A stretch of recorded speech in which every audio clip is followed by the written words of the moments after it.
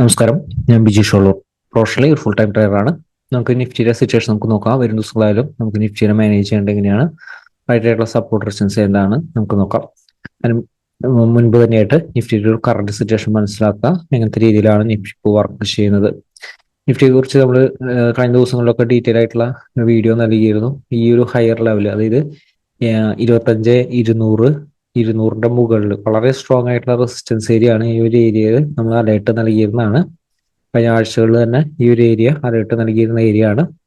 Profit booking വരാൻ സാധ്യത നമ്മൾ സൂചിപ്പിച്ചിരുന്ന ലെവലാണ്. നിഫ്റ്റിയുടെ ഇപ്പോഴത്തെ ഒരു സിറ്റുവേഷൻ ആയാലും നമുക്ക് ക്ലോസ് ചെയ്തിരിക്കുന്ന 24,888 ക്ലോസ് ചെയ്തിരിക്കുന്നത്. നമ്മൾ 24,888 മുകളിലാണ് നമ്മളൊരു ബൈയുടെ ഒരു സെന്റിമെന്റിൽ പറഞ്ഞിരുന്നത്. പക്ഷെ അതിന്റെ ഒരു ടാർഗറ്റ് 200 ലെവൽ വരെയാണ് നമ്മൾ എക്സ്പെക്ട് ചെയ്തിരുന്നത്. എക്സാക്ട് ആയിട്ട് ആ ലെവൽ ടച്ച് ചെയ്തതിന് ശേഷമാണ് പ്രോഫിറ്റ് ബുക്കിംഗ് വന്നിരിക്കുന്നത്.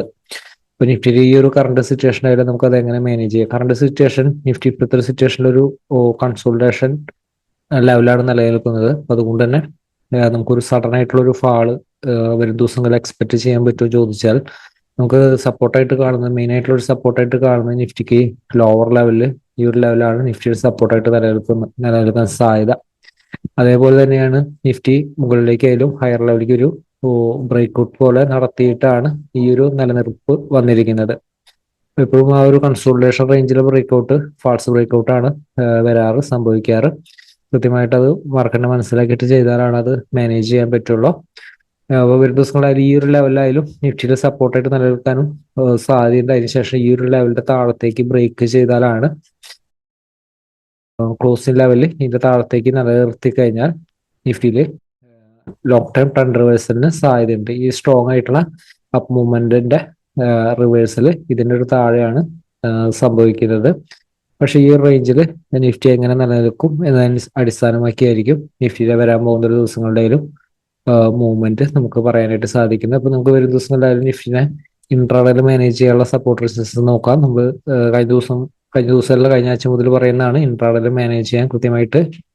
ഇപ്പോൾ നിഫ്റ്റിയിലെ നമുക്ക് ചെറിയ ടൈം ഫ്രെയിമിൽ നോക്കുകയാണെങ്കിൽ നിഫ്റ്റി 24,888 ഈ ഒരു ലെവലിന്റെ താഴത്തേക്കാണ് നാളെ ഓപ്പൺ ചെയ്യുന്നത്. അതായത് ഈ ലെവൽ തന്നെയാണെങ്കിൽ സെല്ല് കണ്ടിന്യൂ ചെയ്യും.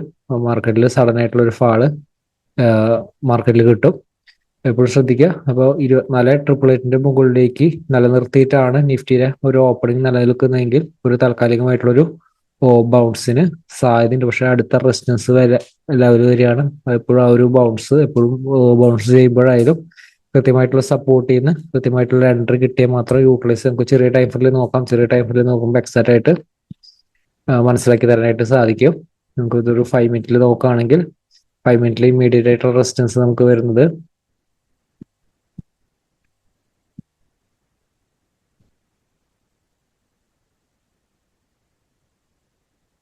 24,905 24,905 റെസിസ്റ്റൻസ് ആയിട്ട് എടുത്താൽ മതി. അപ്പൊ നിഫ്റ്റി ഓപ്പൺ ചെയ്യുന്നത് ഇതിലൊരു മുകളിലാണെങ്കിലും പ്രത്യേകം ശ്രദ്ധിക്കേണ്ടത്, നിഫ്റ്റിയിൽ ഷോർട്ട് സെൽ ചെയ്യുന്ന ഒരു സമയത്ത് ഇന്ന് ക്ലോസ് ചെയ്തിരിക്കുന്ന ലെവൽ 24,888 ആണ്. അതിന്റെ താഴത്തേക്ക് സസ്റ്റെയിൻ ചെയ്താലാണ് കൂടുതൽ വീക്ക്നെസ് വരുന്നത്. ഇൻ കേസ് ഇവിടെയാണ് ഗ്യാപ്പ് അപ്പ് ഓപ്പൺ ചെയ്യുന്നത്, ഈ ഒരു ഫ്ലാറ്റ് ഓപ്പണിംഗ് ആണ് 24,905 മുകളിലേക്ക് നിലനിൽക്കുന്നുണ്ടെങ്കിൽ നിഫ്റ്റിയിൽ ഇൻട്രാഡേയിൽ ബൈയുടെ ഓപ്പർച്യൂണിറ്റി യൂട്ടിലൈസ് ചെയ്യാനായിട്ട് ശ്രമിക്കാം. ഇൻ കേസ് ഈ ഒരു ലെവൽ തന്നെയാണ് നിലനിൽക്കുന്നത്, 905 മുകളിലേക്ക് സസ്റ്റെയിൻ ചെയ്യാൻ പറ്റുന്നില്ല, ഷോർട്ട് സെല്ലിന് ചെറിയ ടൈമിലെ ഷോർട്ട് സെല്ലിന്റെ ഓപ്പർച്യൂണിറ്റിക്ക് കൂടുതൽ ഇമ്പോർട്ടന്റ് നൽകുക. ഇൻ കേസ് ഹയർ ലെവലാണെങ്കിൽ റെസിസ്റ്റൻസ് ചെയ്യുന്ന ഷോർട്ട് സെല്ലിന്റെ ഓപ്പർച്യൂണിറ്റി യൂട്ടിലൈസ് ചെയ്യുക. സപ്പോർട്ടിലാണെങ്കിൽ സപ്പോർട്ട് ചെയ്ത് ബൈയുടെ ഓപ്പർച്യൂണിറ്റി, സപ്പോർട്ട് ബ്രേക്ക് ചെയ്യാതെ ഷോർട്ട് സെല്ലിന്റെ ഓപ്പർച്യൂണിറ്റി യൂട്ടിലൈസ് ചെയ്ത് ഏതാണ് റൈറ്റ് ആയിട്ടുള്ള സപ്പോർട്ട്, ഏതായിട്ടുള്ള റൈറ്റ് ആയിട്ടുള്ള റെസിസ്റ്റൻസ് എന്ന് നമുക്ക് നോക്കാം. നമുക്ക് നിഫ്റ്റി റൈറ്റ് ആയിട്ടുള്ള സപ്പോർട്ട് റെസിസ്റ്റൻസ് നമുക്ക് നോക്കാം. നിഫ്റ്റി ക്ലോസ് ചെയ്തിരിക്കുന്ന 24,888 പക്ഷെ ഈ ഒരു ലെവലിൽ നിന്ന് നമുക്ക് ഷോർട്ട് സെല്ലിന്റെ ഓപ്പർച്യൂണിറ്റി യൂട്ടിലൈസ് ചെയ്യുമ്പോൾ 24,845 സപ്പോർട്ടും കൂടി ബ്രേക്ക് ചെയ്യുന്നുണ്ടോ നോക്കുക. 845 സപ്പോർട്ട് ബ്രേക്ക് ചെയ്താൽ മാത്രമാണ് കൂടുതൽ സ്ട്രെങ്ത് താഴത്തേക്ക് വരുന്നത്. അല്ലെങ്കിൽ ഓപ്പണിംഗ് കാലില് തന്നെ 24,845 ബ്രേക്ക് ചെയ്ത് വരുന്ന ഒരു ഓപ്പണിംഗ് ആണ്. ഈ ഒരു ലെവലിൽ ചെറിയ ടൈം ഫ്രെയിമിന്റെ ലോ ബ്രേക്ക് ചെയ്താൽ ഷോർട്ട്സ് ആൻഡ് ഓപ്പർച്യൂണിറ്റി യൂട്ടിലൈസ് ചെയ്യാം.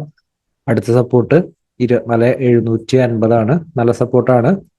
750 ഹോൾഡ് ചെയ്തിട്ടുണ്ടെങ്കിൽ ക്വിക്കായിട്ട് പ്രോഫിറ്റ് ബുക്കിംഗ് നടത്തുക. അതിനുശേഷം അടുത്തൊരു സപ്പോർട്ട് വരുന്നത് 24,675 ആണ്. 675 നല്ല സപ്പോർട്ടാണ്. ഇവിടെ ശ്രദ്ധിക്കുക, 600 അടുത്ത് സ്ട്രോങ് ആണ്. നിഫ്റ്റിക്ക് ലോവർ ലെവൽ 600 അടുത്ത് ഇനി കുറച്ച് സ്ട്രോങ് സപ്പോർട്ടാണ്. ഇൻ കേസ് ഫ്ലാറ്റ് ഓപ്പണിംഗ് ആണ്, ഈ ഒരു ലെവലാണ് 905 ഹോൾഡ് ചെയ്തിട്ടാണ് ഓപ്പൺ ചെയ്യുന്നത്. 845 ഹോൾഡ് ചെയ്തു. അതിനുശേഷം 905 മുകളിലേക്ക് സസ്റ്റെയിൻ ചെയ്താൽ ബൈ ഓപ്പർച്യൂണിറ്റി യൂട്ടിലൈസ് ചെയ്യാം.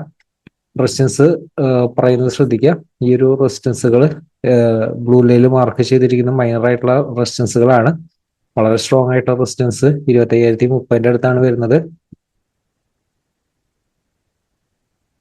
ഇവിടെ ഞാൻ മാർക്ക് ചെയ്യുന്നുണ്ട് 24,945 കാരണം ഈ ഒരു റേഞ്ചിൽ റെസിസ്റ്റൻസ് കാണുന്നില്ല. അപ്പൊ അതുകൊണ്ട് മൈനർ ആയിട്ടുള്ള റെസിസ്റ്റൻസ് ലെവലുകൾ എടുത്തതാണ്, കാരണം കുറച്ച് ഡിസ്റ്റൻസ് ഉണ്ട്. പക്ഷെ ഇവിടെ എങ്ങനെയാണ് വർക്ക് ചെയ്തതെന്ന് നോക്കുക. ഇൻ കേസ് എപ്പോഴും ശ്രദ്ധിക്കേണ്ട കാര്യം, ഇൻ കേസ് പറയുന്ന റെസിസ്റ്റൻസിന്റെ മുകളിലേക്ക് സസ്റ്റെയിൻ ചെയ്തിട്ടുണ്ടോ നോക്കുക. സസ്റ്റെയിൻ ചെയ്ത് ക്യാൻഡിൽ ക്ലോസ് ചെയ്യുന്നുണ്ടെങ്കിൽ സ്ട്രോങ് ആണ്, മുകളിലേക്ക്